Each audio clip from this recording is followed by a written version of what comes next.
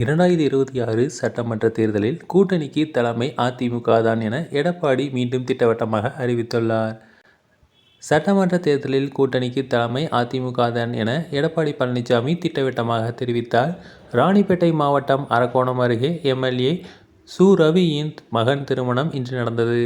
அதிமுக பொதுச் செயலாளர் எடப்பாடி பழனிசாமி திருமணத்தை நடத்தி வைத்து மணமக்களை வாழ்த்தி பேசினார். அப்போது தமிழ்நாட்டில் கடந்த அதிமுக ஆட்சி காலத்தில் ராணிப்பேட்டை, திருப்பத்தூர் உள்ளிட்ட 6 மாவட்டங்கள் புதிதாக உருவாக்கப்பட்டது. 6 சட்டக் கல்லூரிகள், 11 மருத்துவக் கல்லூரிகள் கொண்டுவரப்பட்டது. மேலும் 1850 அம்மா மினி கிளினிக்குகள் நடத்தப்பட்டது. அதேபோல வேளாண்மை கல்லூரிகள், குடிமாமரத்து பணிகள், தடுப்பணைகள் போன்றவை ஏற்படுத்தப்பட்டது. 2026ஆம் ஆண்டு சட்டமன்ற தேர்தலில் கூட்டணி கட்சிகளுக்கு அதிமுக தான் தலைமை தாங்கும்.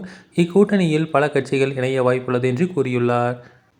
அதிமுகவுக்கும் பாஜகவுக்கும் சுமூக உறவு இல்லாத சூழலில் எடப்பாடி பழனிசாமி இவ்வாறு பேசியிருப்பது சர்ச்சையை கிளப்பியுள்ளது. தொடர்ந்து இதுபோன்ற செய்திகளுக்கு எங்கள் சேனலை சப்ஸ்கிரைப் செய்யவும்.